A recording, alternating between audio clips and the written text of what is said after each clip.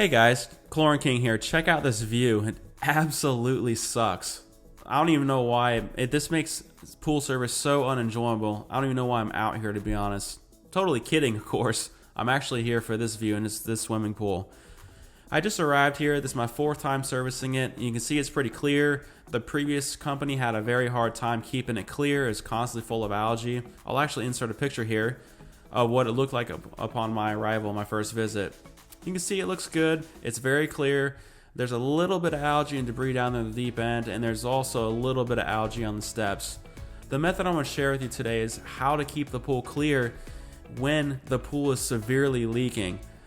Now, why is a leaky pool difficult to manage? And the reason why is because anytime it leaks and you fill it up, you're diluting all the chemicals that keeps the pool clear and safe to swim in.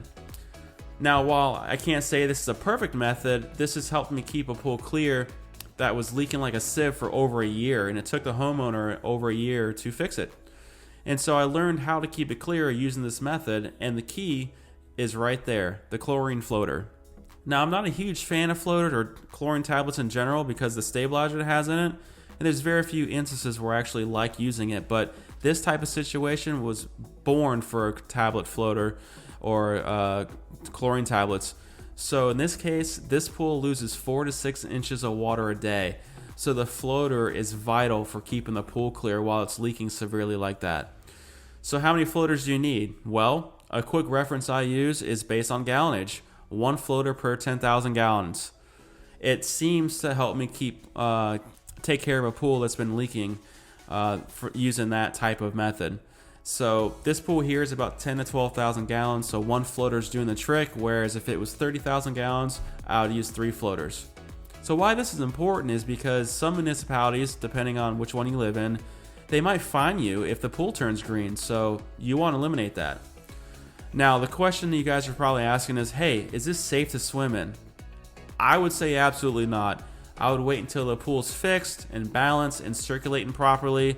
Then I would look at swimming in it. But for right now, I wouldn't do that.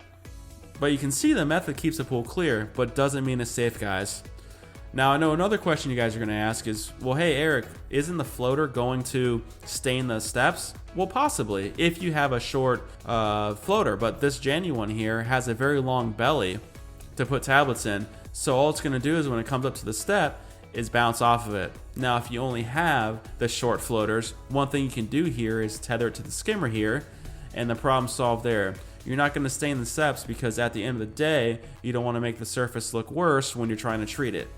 So I'm hoping that this video helps you guys. It's not by any means perfect, but it's worked very well for me when I service leaky pools, and I look forward to helping you guys in the future.